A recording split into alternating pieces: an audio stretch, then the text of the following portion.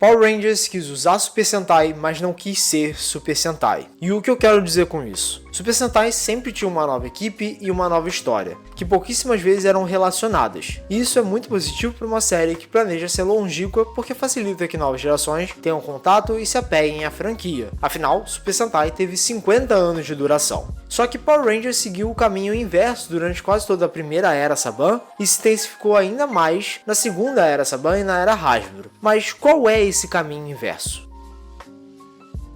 O canal Qualquer Coisa tem um vídeo falando justamente sobre isso, a ocidentalização do modelo de Super Sentai. Ou seja, é a imputação da forma de construir histórias de heróis ocidental na franquia que, obviamente, é imbuída da forma de escrever oriental. E por incrível que pareça, nos primeiros anos isso não foi ruim. A implementação da ideia de serem os mesmos heróis por trás da máscara, mudando apenas os uniformes e os robôs gigantes, funcionou muito bem até a temporada no espaço, onde a saga Zordon foi finalizada, e não por menos que essa temporada foi a última a seguir esse modelo de mesmos heróis, uniformes diferentes, pois talvez a própria Saban sabia que não tinha como manter essa ideia por muito tempo. Foi então que as temporadas subsequentes começaram a se aproximar da sua fonte original. Galáxia Perdida, O Resgate e principalmente Força do Tempo foram temporadas ainda sob o controle da Saban, mas que se pareciam muito mais com um irmão mais velho japonês. Depois, a Disney adquiriu a marca e disso pra frente, cada temporada se tornou mais única e fechada em si própria, igual ao Super Sentai. E esse modelo deu muito certo. Força do Tempo, Força Animal, Tempestade Ninja, Dino Trovão, SPD, Fúria da Selva e principalmente RPM foram muito bem recebidas pelo público e são temporadas muito amadas por diferentes gerações, justamente o fenômeno que acontecia lá no Japão. Só que depois que a Saban conseguiu de volta os direitos da marca, tudo mudou.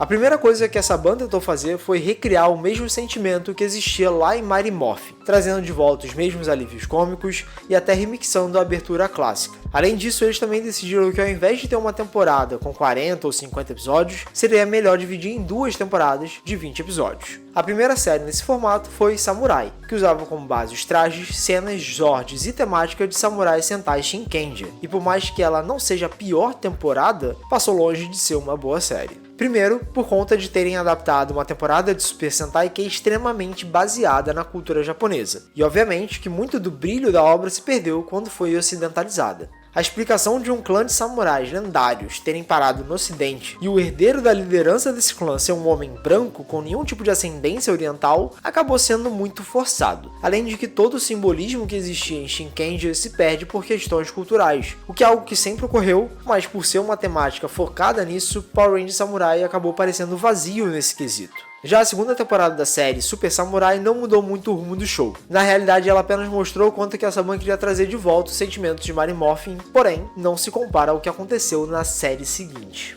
Power Rangers Mega Force e Super Mega Force são um combo que eu pessoalmente acho desastroso. Sei que tem muita gente que gosta dessas temporadas, principalmente por terem crescido assistindo, mas é inegável que elas representam um ponto do vídeo. Mega Force foi a primeira e única tentativa da nova era Saban de replicar o modelo da primeira era, manter os heróis e mudar os uniformes. O problema foi justamente as duas séries originais que usaram como base. Power Rangers Mega Force usa as fantasias, cenas, monstros e zords de Tensou Sentai Goseija, que tinha uma temática inspirada por anjos e temas angelicais no geral. Então tudo era meio divino entre aspas. As transformações mais delicadas, os uniformes utilizando cores com a saturação um pouco mais suavizada, tudo para se encaixar com a temática da série, algo que sempre ocorreu até mesmo em Power Rangers, mesmo em séries que usavam um pouco do material original como base, o que foi o caso de RPM e Samurai. Mas em Mega Force isso ficou completamente de escanteio. A ideia da Saban era replicar quase que perfeitamente Mighty Morphin, então além do Bulk e do Skull de volta, mais um remix de Go-Go Power Rangers na abertura, tínhamos os personagens principais sendo, ou tentando ser, cópias dos personagens da primeira série.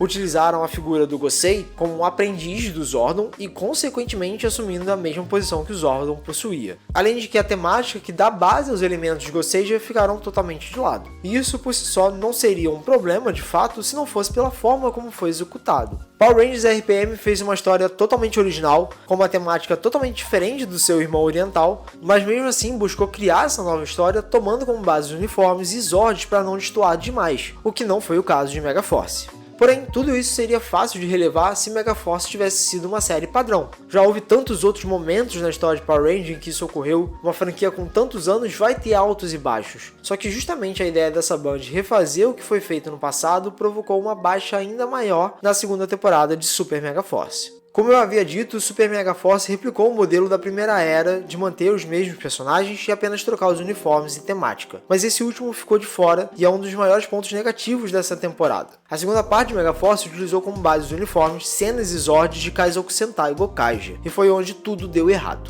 Kaizoku Sentai Gokaiger foi uma das séries mais icônicas de Super Sentai. Lançada no 35º aniversário da franquia, a série tinha a temática de piratas vindos do espaço que conseguiam acessar os poderes dos Sentais anteriores a eles e se transformar nessas equipes, literalmente pirateando seu poder. A série foi sucesso não apenas no Japão, mas no mundo inteiro, principalmente pela sua temática propícia para o fanservice, que foi muito bem utilizado. Como a ideia central era apresentar personagens que não entendiam o valor daqueles poderes que usavam, muitos personagens das séries passadas retornavam para irem de pouco em pouco moldando aquela equipe em um verdadeiro Super Sentai. Quase todas as séries tiveram pelo menos uma pessoa da equipe respectiva retornando, sendo esses momentos extremamente bem utilizados. O fanservice não era banal, havia um uso narrativo para tais. Gokaiger foi uma série comemorativa feita para os fãs de Super Sentai, e por mais que a Toei já moldasse o Sentai para exportá-lo depois como Power Rangers, nessa série eles pouco se importaram de encher de referências às contrapartes japonesas. Tanto que a primeira transformação que os Rangers de Gokaiger fizeram foi justamente da primeira equipe de Super Sentai,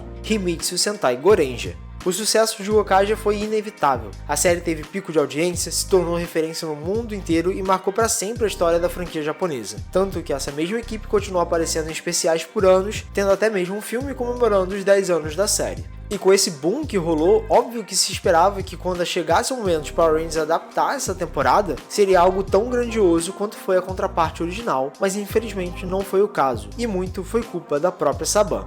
O primeiro problema foi a forma como executaram a mudança, do Goseiger para o Gokaiger. Diferente da primeira vez que isso ocorreu, quando Mighty Morphin se tornou Zell, o momento em que os Rangers tinham perdido os poderes antigos e precisavam encontrar novos, mais fortes do que antes, consequentemente mudando toda a temática, Super Megaforce apresentou tudo como um mero upgrade. Sem explicação relevante alguma, os anjos de Goseiger evoluíam no meio da batalha para os piratas de Gokaiger, sendo essa forma super apenas um meio de acessar os poderes dos Rangers anteriores. Ou seja, reduziram toda a história dos piratas espaciais que aprendiam o valor dos poderes que roubavam ao longo do tempo a apenas mais uma transformação que servia para acessar outra transformação, ignorando mais uma vez a temática e utilizando os designs de uniformes sem o significado real por trás, esvaziando totalmente algo que fez de Power Rangers e Super Sentai tão emblemático. E infelizmente esse não é o único problema. Um dos maiores revés de Super Megaforce foi a preguiça da Saban de investir em algo mais original. Por mais que Gokaiger seja uma ótima série, ela foi feita para o Japão. Foi feita para homenagear o Super Sentai. Ao longo dos 52 episódios que compõem a temporada, a maioria das transformações são de equipes que jamais existiram no universo de Power Rangers ou apenas foram mencionadas nos quadrinhos, que o grande público não lê.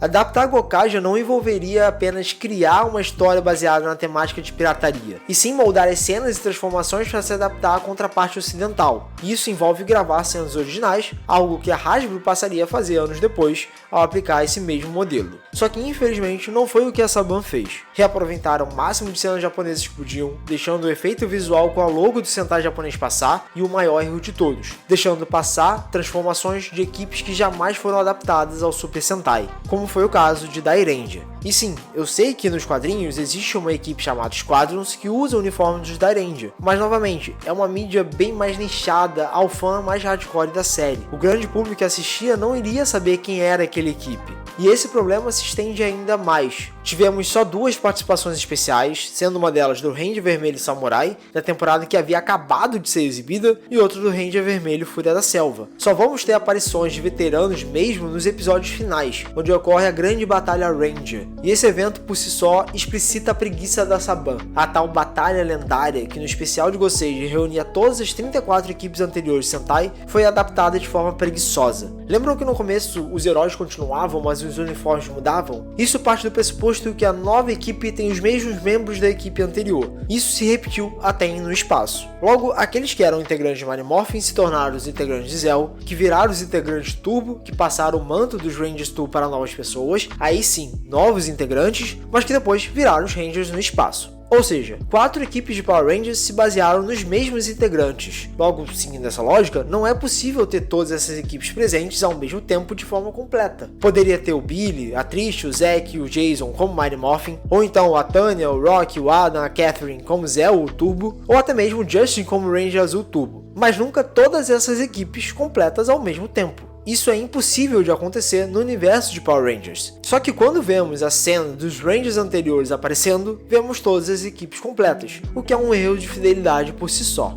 Isso sem contar as cenas do material original que passaram mostrando Rangers que nunca haviam aparecido. Uma falta de investimento e de vontade para produzir uma série que deveria comemorar os 20 anos de Power Rangers, que no final se tornou uma das temporadas mais fracas. O que é impressionante considerando que tinha a melhor temporada de Sentai até então como base para adaptar. Só que a necessidade de ocidentalizar e principalmente criar nostalgia causou isso tudo. Porém, nem tudo é problema. As séries seguintes, ainda sob a produção da Saban, conseguiram melhorar bastante, principalmente da Uncharted, que é de longe a melhor temporada da era Neo Saban. E após a Hasbro comprar os direitos da marca, isso apenas se intensificou. A era Hasbro tinha como objetivo unificar e integrar todo o universo de Power Rangers, apresentando dentro da série de forma muito mais coesa e bem implementada os conceitos trabalhados nos quadrinhos, como a rede de morfagem e os mestres da rede de morfagem. Antes de Power Rangers encerrar a marca como conhecíamos, a Hasbro chegou até mesmo a replicar o modelo de continuidade na temporada especial e final de Power Rangers Dino Fury, só que bem melhor do que a Saban, trazendo os uniformes originais e cenas originais. Após o fim de Dino Fury, a Hasbro anunciou um hiato na franquia para trabalhar novos conceitos e ideias sobre a marca, inclusive tendo a possibilidade de um remake ou reboot saindo no Disney Plus. Ao mesmo tempo, a Toei anunciou o fim da franquia Super Sentai como conhecemos após 50 anos de exibição. O fim de uma era chegou, tanto para Power Rangers quanto para Super Sentai, e a dúvida que resta é saber como que a Hasbro vai guiar a marca dali em diante. Todo o universo expandido dos quadrinhos já nos provam que a marca Power Rangers consegue sobreviver de forma independente, e talvez agora, sem a base do Super Sentai,